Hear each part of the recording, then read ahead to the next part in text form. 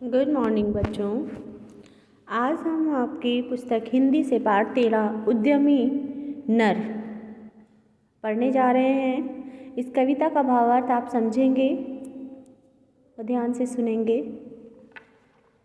देखते हैं, इसमें कर्मशील जो कार्य करते हैं, जो परिश्रम करते हैं, अपना पसीना बहाते हैं, उन व्यक्तियों के बारे में बताया गया है। जो व्यक्ति श्रम पे या कर्म पे विश्वास करते हैं वही लक्ष्य को प्राप्त भी करते हैं। ऐसी ही विशेषताएं इस पाठ के माध्यम से आपके सामने बताई गई हैं। आप उन्हें ध्यान से देखेंगे कि परिश्रम व्यक्ति क्या क्या करता है, कैसे सुख का भोग करता है। इतना कुछ है भरा विभव का कोश प्रकृति के भीतर, निज इच्छित सुख भोग सहज ही पा सकते नारी नर। कवि कह रहा है कि जो हमारी प्रकृति है, पर्यावरण है, उसमें इतना वैभव भरा है, वैभवों का भंडार भरा है कि अपनी इच्छा का सुख भोग कर उसे आसानी से मानव, नर और नारी पा सकते हैं। सब हो सकते तुष्ट, एक साथ सब सुख पा सकते, चाहे हो पल में धरती को स्वर्ग बना सकते। सब हो सकते तुष्ट। तुष्ट किस प्रकार का? अष्टपुष्ट कहते हैं ना, तुष्ट। सब तुष्ट हो सकते हैं और सब एक जैसा सुख पा सकते हैं, यानी सब बेकार भी हो सकते हैं और सब एक जैसा सुख भी पा सकते हैं। अगर वो चाह लें तो अपनी पृथ्वी को, अपनी धरती माता को कुछ ही क्षण में स्वर्ग बना सकते हैं। छिपा दिए सब तत्व आवरण के नीचे ईश्वर ने, संघर्षों से खोज निकाला इन्हें उद्यमी नर ने। तो क्या किया ईश्वर ने? ईश्वर ने सारे तत्वों को, जितने भी ईश्वर ने हमें तत्व प्रदान किए हैं, वो तत्व धरती के नीचे परत के ईश्वर ने छिपा दिए हैं। और उस धरती के नीचे जितने भी तत्व छिपे हुए हैं उन्हें मनुष्य ने, उद्यमी नर यानी परिश्रमी व्यक्ति ने, परिश्रमी नर ने, मानव ने अपने संघर्ष के द्वारा, संघर्ष मतलब कार्य कर करके उन्हें इस धरती के आवरण के नीचे से खोज कर निकाला है। फसल रूप में ब्रह्मा से कुछ लिखा भाग्य में मनुष्य नहीं लाया है, अपना सुख उसने अपने भुजबल से ही पाया। यानी ब्रह्मा ने जो कुछ भी लिखा था उसके भाग्य में, वह मनुष्य अपने साथ स्वयं नहीं लेकर आया है। उसने अपना सुख अपने भुजबल यानी अपनी बाहों के बल पर, अपने हाथों के बल पर, अपने हाथों के बल पर कर्म करके ही पाया है। यानी ईश्वर का लिखा हुआ उसने अपने भाग्य से साथ में लेकर नहीं आया है। जो उसके भाग्य में लिखा था वो उसने अपने कर्म के द्वारा करके पाया है। प्रकृति नहीं डर कर झुकती है कभी भाग्य के बल से, सदा हारती वह मनुष्य के उद्यम से, श्रम जल से। यानी प्रकृति कभी भी किसी के आगे डर कर झुकती नहीं है और कभी भी किसी भाग्य के बल से चलती नहीं है कि किसी के भाग्य में लिखा है तो उसको जाकर मैं मिल जाऊं, ऐसा नहीं होता है। पृथ्वी के अंदर जितने भी तत्व छिपे हैं, सदा मनुष्य के परिश्रम के पसीने से ही मनुष्य के प्रकृति हार जाती है।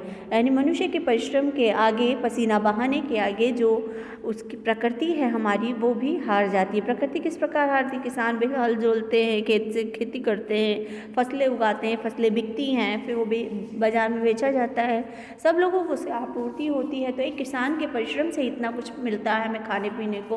वो कितने दिन रात की नींद और चैन गायब करता है अपना हम लोगों को सुख देने के लिए, तो वो कर्म करके वो चीज़ें पाता है। लेकिन जो ईश्वर भाग्य में देता है वो अपने कर्म के द्वारा उसे वो पा लेता है। ब्रह्मा का अभिलेख पढ़ा करते निरुद्धमी प्राणी।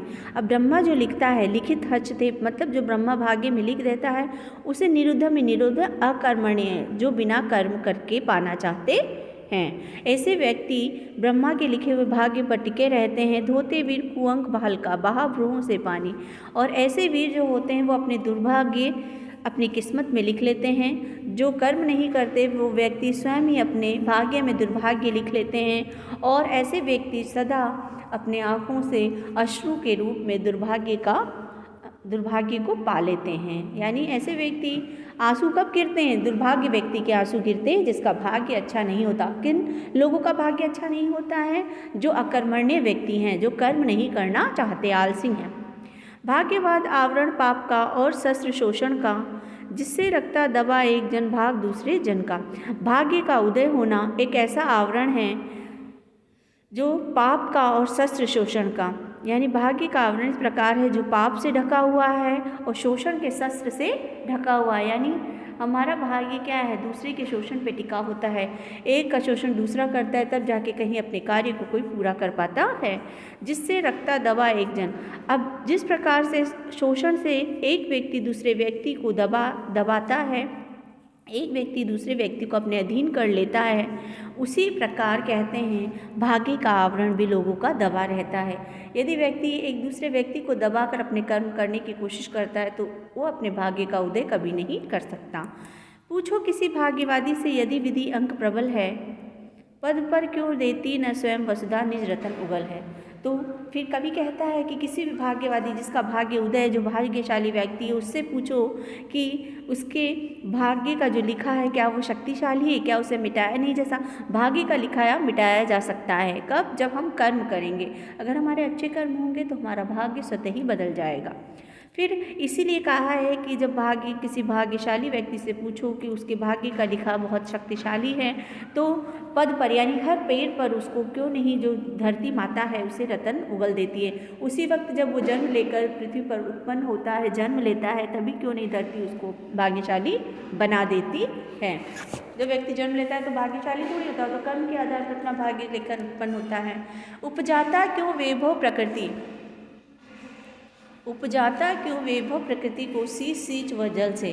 कह रहे हैं कि जो व्यक्ति है वह वैभव की जो प्रकृति भरी पूरी है उसको अपने जल, पसीने रूपी जल से सींचता है, और किंतु फिर भी क्यों नहीं वह अपने स्वयं के भाग्य के लिए, कोष भरने के लिए अपने बल से उसे संचित नहीं कर पाता है।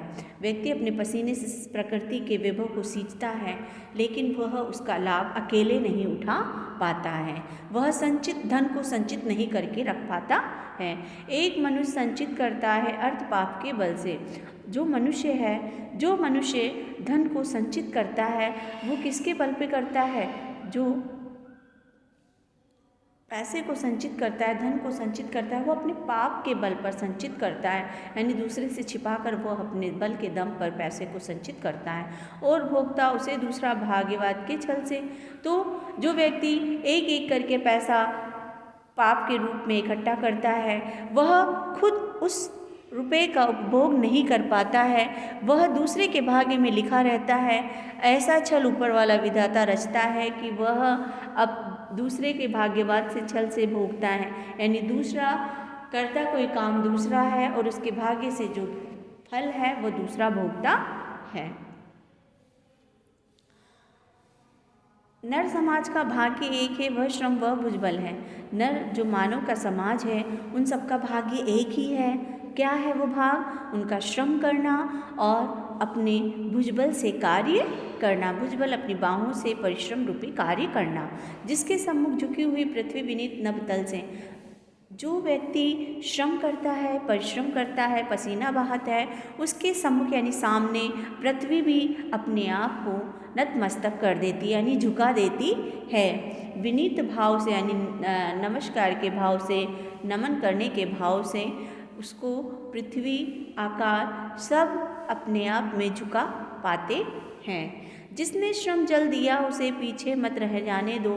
कवि कहता है कि जिसने इस पृथ्वी को, इस धरती माता को अपना परिश्रम रूपी पसीने के रूप में जल प्रदान किया है, उस व्यक्ति को कभी पीछे मत रहने दो। विजित प्रकृति से सबसे पहले उसको सुख पाने, विजित प्रकृति यानी प्रकृति पर विजय पाने वाले सबसे पहले उसी व्यक्ति को इसका सुख पाने दो। ये कवि, इस कविता के कवि हैं रामधारी सिंह दिनकर।